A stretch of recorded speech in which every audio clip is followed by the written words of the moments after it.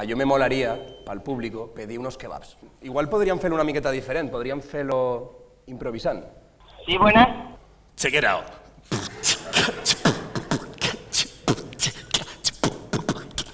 Mira, yo tu hermano, queriba de Betiella, queriba un kebab que fuese de ternera, per iso també, a yo no me poses queso, queriba otra cosa, no m'agrada això. Venga, dale caña, yo te pido un kebab, dame uno de Betiella, pero otro que más. Yo quiero uno de pollo, pero bueno, no m'agrada, pero bueno, yo soy cuello, y eso sí que le manada. Venga, dale, dámelo tot, creo que no me has entendido, hermano, bro. Así que tira, yo ya remato, quiero 5 kebabs, Arache, hermano. Espera.